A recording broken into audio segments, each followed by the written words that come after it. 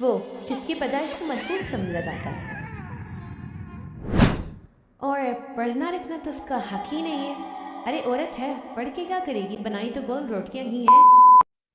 اور آج میں اسی ٹاپک پہ بات کروں گی جس پہ شاید مجھے کافی ٹائم پہلے بول دینا چاہیے تھا، شاید تب جب کہا گیا تھا کہ خواتین کی تعلیم تو کوئی معنی ہی نہیں رکھتی۔ آج میں بات کروں گی ویمن ایجوکیشن پر۔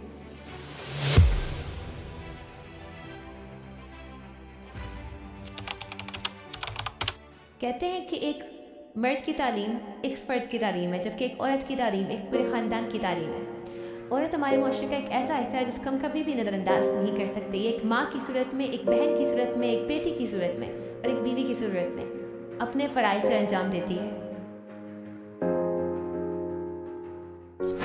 مگر کچھ جاہل لوگ اس بات کو اس چیز سے جوڑتے ہیں کہ اسلام تو خواتین کی تعلیم کی اجازت ہی نہیں دیتا، حالانکہ دین اسلام میں ایسی کئی ساری روایات، احادیث اور آیات ہیں جو یہ ثابت کرتی ہیں کہ علم کو فضیلت دی گئی ہے۔ آپ دیکھ سکتے ہیں کچھ میں نے لگا بھی دی ہیں، آپ ان کو روک کر پڑھ لیں۔ اس طرح دین اسلام ان تمام جاہلانہ تصورات اور سوچوں کی نفی کرتا ہے جو کہتی ہیں کہ عورتوں کی تعلیم کی کوئی ضرورت نہیں ہے، کوئی ویلیو نہیں ہے۔ آپ یہاں پر دیکھ سکتے ہیں، آپ کے سامنے میں نے کئی آیات اور کئی حدیث لگا دی ہیں، آپ ان کو پڑھیں اور سوچیں کہ کیا عورتوں کی تعلیم ضروری ہے یا نہیں۔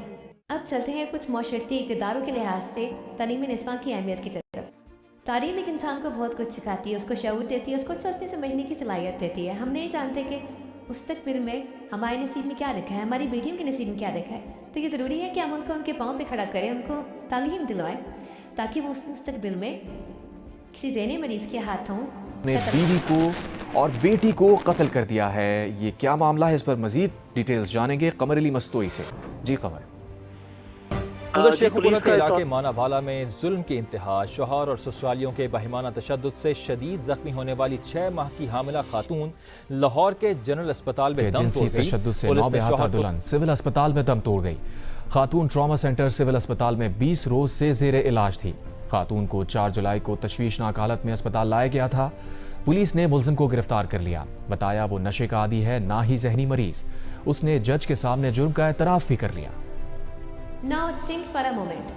Is this what we all deserve? کہ ہماری مائیں، ہماری بیٹیاں، ہماری بہنیں کیا یہ سب ڈیزرو کرتی ہیں؟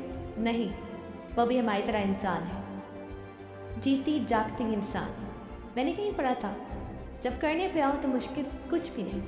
اگر ہم اپنی خواتین کو ایک پلیٹ فارم دیں، ان کو ایکوالٹی دیں، برابر کے مواقع دیں، تو وہ ایسے معجزے کر کے دکھائیں گے کہ آپ سوچ بھی نہیں سکیں گے۔ ملک تبھی ترقی کرے گا جب دونوں جینڈرز مل کر کام کریں گے۔ امریکہ میں مائیکروسافٹ کے ہیڈ کوارٹرز میں یہ بل گیٹس سے ملی۔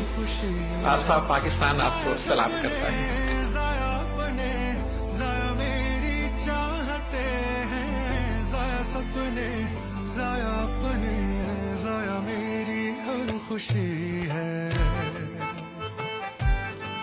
کہاں آپ کو خواتین نہیں نظر آتی؟ قربانیاں کتنی دے کر آزادی لائے۔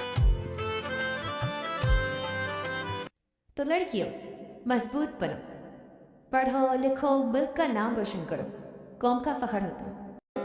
ہاتھ کی لکیر کو موڑتا مروڑتا ہے حوصلہ رے، تو خود تیرے خوابوں کے رنگ میں تو اپنے جہاں کو بھی رنگ دے کہ چلتا ہوں میں۔